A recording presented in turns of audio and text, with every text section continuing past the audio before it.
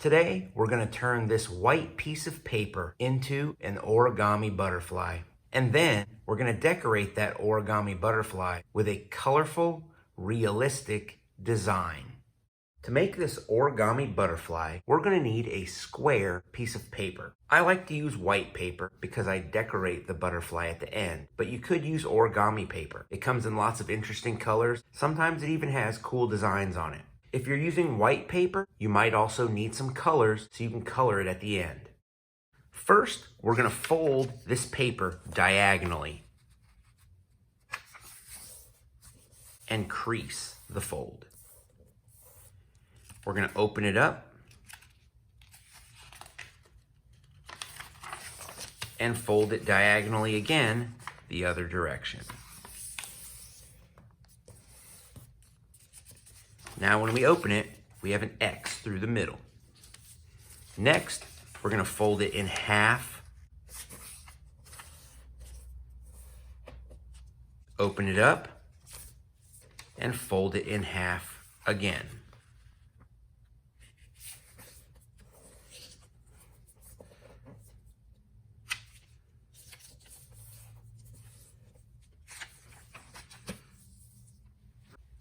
Now we can see there's the X from before, and now we also have these two folds that make a cross through the middle of the paper. From here, we're going to use these lines to guide us as we fold the corners into the center of the paper.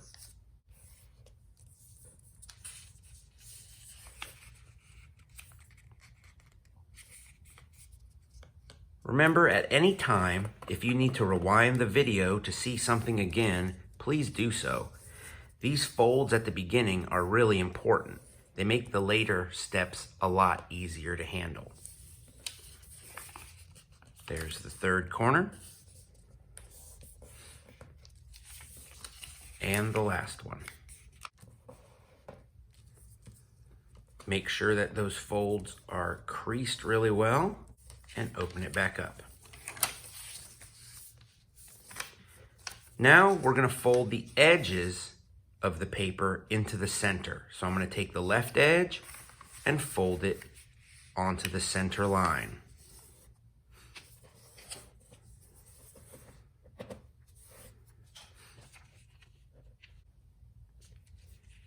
And then take the right side and fold it onto the center line also.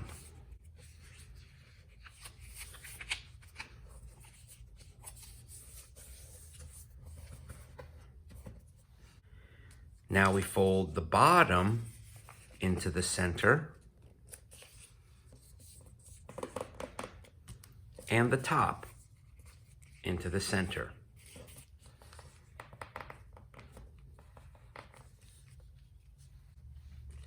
The ease of the next few folds will depend on how tightly you creased the steps at the beginning.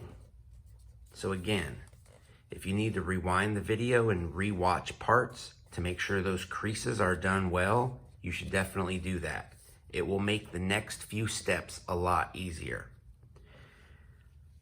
When I lift up this flap, you can see that there is sort of like a pocket right here. So I'm going to take one of these corners. See inside the pocket there's two corners. I'm going to take one corner and I'm going to slide it out. So I'm not going to lift it. I'm going to just pull it out like this, like I'm just sliding it to the side. And the creases I made will help to guide the paper to form this triangle. We're going to do that 3 more times. So you see I'm grabbing the corner and I'm just pulling it to the side. I'm just sliding it to the side. And if you can see, all of these folds inside were from earlier. So everything just goes right into place. 2 more times. We're going to take the corner and I'm just going to slide it out. Sometimes right here in this corner, things get a little wrinkled and caught, you might have to poke your finger down there to make sure everything pops into place. One more. Now I'm going to grab this last corner and I'm going to slide it to the side. Oh, and see, it's a little caught right there. So I'm going to put my finger in here and just make sure everything falls into place. All right. Now I'm going to flip the paper over, and you can see there's a square right here. I'm going to fold that square in half.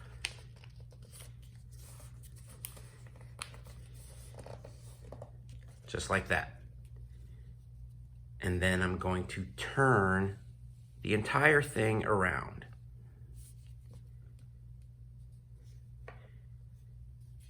Each side has two flaps. See, 1, 2. This side, 2 flaps. 1, 2. I'm going to fold the top flaps down. Fold that flap down. Fold this flap down. The butterfly's starting to form. These are the wings of the butterfly. So these are the top parts of the wings, and these are the bottom parts of the wings.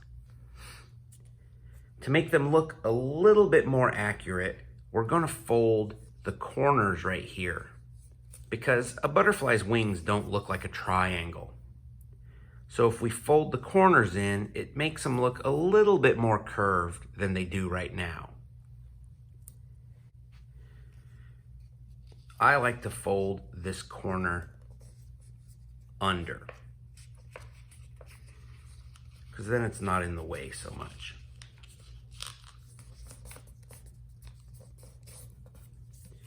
And then I'm going to try to fold this corner to match.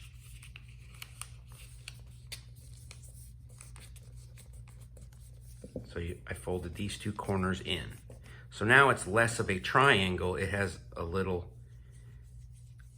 indentation right there. And I'm going to do the same thing with this corner. I'm going to fold it in just a little.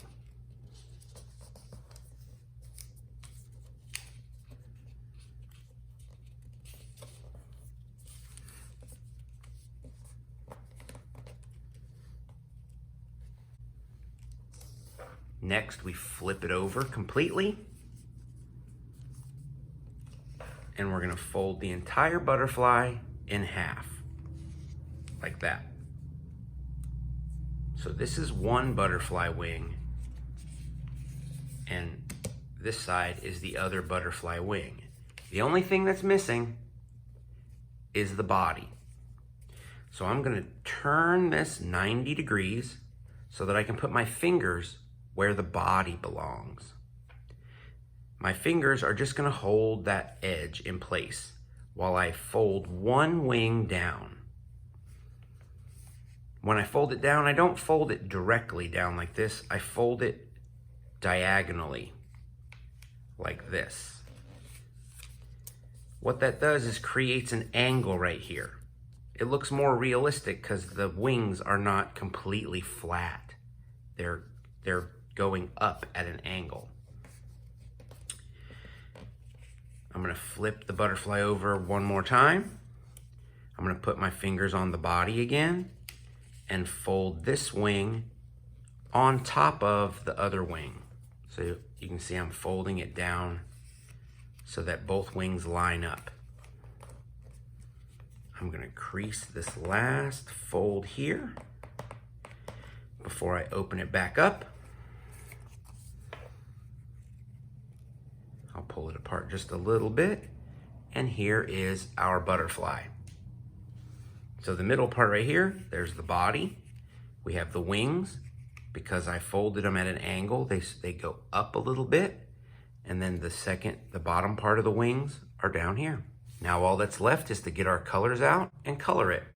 If you're drawing a realistic butterfly, it helps to find a picture. Looking at what you're drawing helps you to see details that you may have missed otherwise. You could also create your own imaginary butterfly using the colors and patterns that you prefer. If you do that, it's still probably a good idea to make your wings symmetrical. That means they're the same on each side. I guess you could also choose to create two different wings and make an asymmetrical butterfly.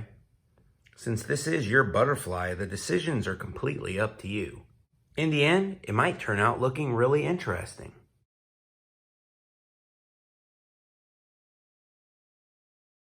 Here is my finished butterfly. I used a reference picture of an eastern tiger swallowtail. I did use brighter colors than the real thing because I wanted my butterfly to stand out. I hope you like the way that your butterfly turned out, and I will see you next time. Adios.